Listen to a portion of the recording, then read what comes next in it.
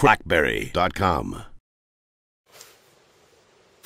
And we're back. Now, as I mentioned in the other video, what we're going to do this time around is take a quick look at iMessages and the settings and features that are built into that application.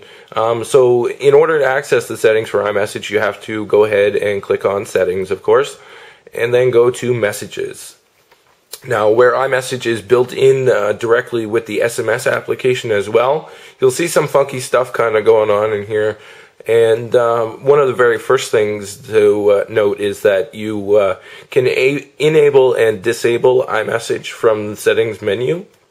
The other thing that you'll note is that I don't necessarily have a SIM card in here, so it still says that it's waiting for activation, but it's kind of a lie at this point, because it is fully activated. Because aside from using the wireless network, you can go ahead and use an email address. Down where it says receive at is my email address, so I can send and receive iMessages just simply using my email address. But assuming I did have a SIM card in there, the receive at area would show my wireless number associated with my SIM card.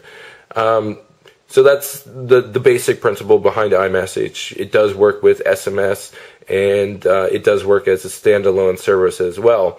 The second option that we look at here, considering it is a standard for text messaging as well, you have the ability to go ahead and enable or disable send read receipt. So if somebody requests a read receipt, or they want to know whether or not you read their text message or iMessage, you can go ahead and send the read receipt where it says allow others to be notified when you have read their messages.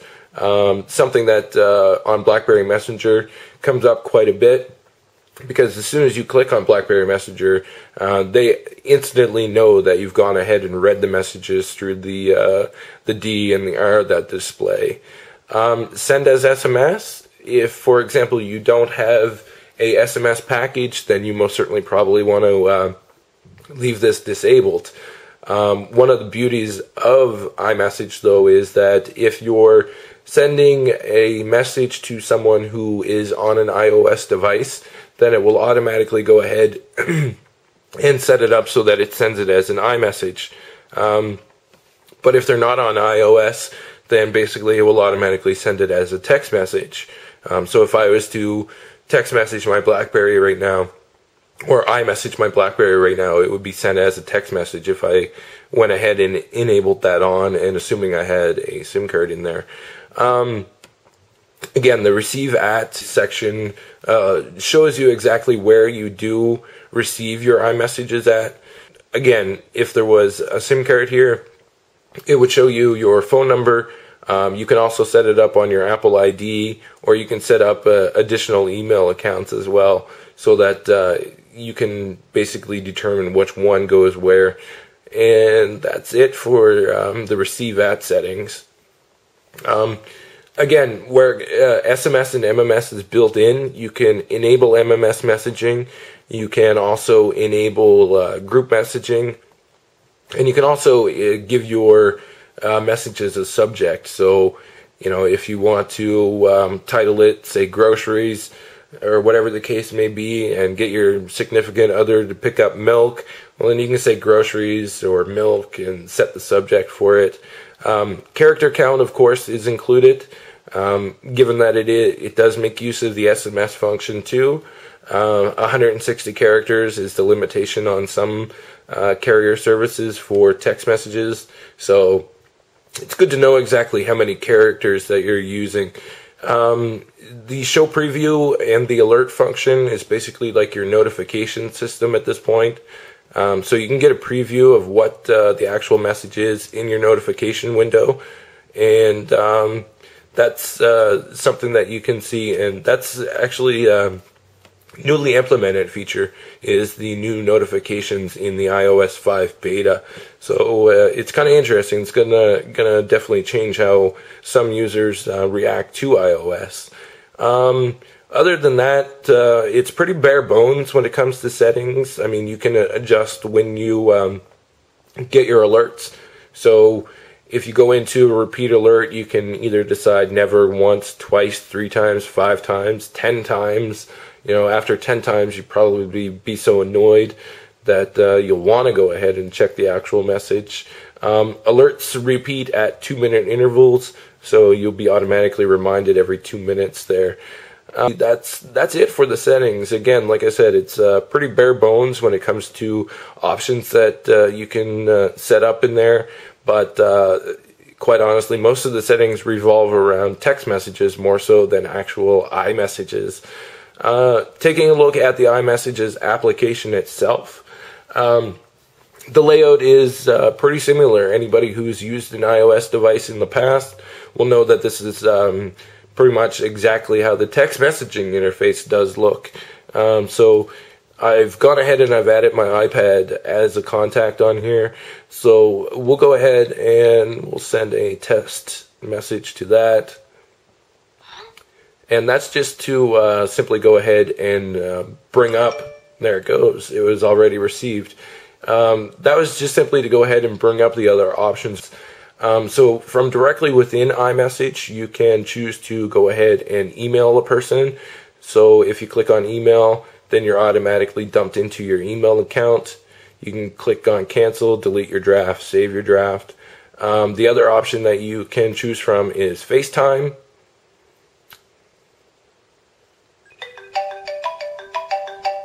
So basically I can FaceTime my iPad, or, you know, if I have a friend that you're wishing to go ahead and FaceTime with, then that's pretty much the ideal situation for it.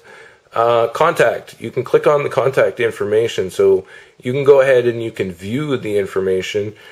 Say for like, that's my iPad, the home screen, that's the email address. If I want to send a text message, I can. If I want to share the contact info, I can send it either by email or MMS.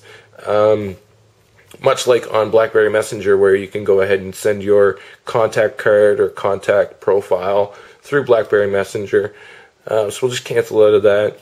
And again, you can do FaceTime, or you can add the individual to your favorites. And you can even edit everything in here as well. So if you want to edit the picture, you can do so, fill in the name, their address, customize their ringtone, customize their text tone. You know, all of the basic stuff that you would expect from any sort of contact management integration for that. The other features, basically you can go ahead and you can send pictures, you can send video, although quite honestly I haven't had any success with sending video. On BlackBerry Messenger, the limitation, the file size limitation, reaches 6 megabytes. I'm not entirely too sure what it is on the iPad and iOS or anything like that, because I've never actually successfully been able to send one. So we can go ahead, we can take a picture, and let's see, hi, take a picture, we can use that, we can send it off, and you see it goes fairly quickly, but of course, you know, subject to interpretation, considering that I am on Wi-Fi. The other options that are available here, I mean, aside from, you know, email, FaceTime, contact info, stuff like that, you can go ahead, you can edit the messages that were sent. So if I want to go ahead and delete that stuff, I can go ahead and just basically remove it out of there so that I don't ever have to see it again. Going back to messages, again, if you want to compose one, you just click on your compose. If you go to iPad or any contact, basically, you can add another person to that by choosing the option, again, the plus sign. And again, you know, there isn't any group messaging or anything like that built into iMessage at this point, but it is beta, so you know, a lot of things in the long run could change, and you know, we'll have to wait it out and see. Taking a look at everything and putting it into comparison, you can clearly see that BlackBerry Messenger has a whole lot more options that are available to the service. And quite honestly, BlackBerry Messenger could probably lose some of those options because some of them aren't necessarily used. But when it comes down to deciding upon a service and what you wish to use, I mean, it's always great to have options. So ultimately, there isn't exactly a winner in this category. So I'm not biased. I mean, I do like iPhone for certain aspects, and I love my BlackBerry for certain aspects. But you know, there is no one device out there to rule them all. Everybody's going to go ahead and choose what they choose, and that's just basically our look at iMessage compared to BlackBerry Messenger. So that's it. I hope you guys at least walk away a little bit more informed over everything here. So hope you all have a great day, and that's it. Blaze out. Take care.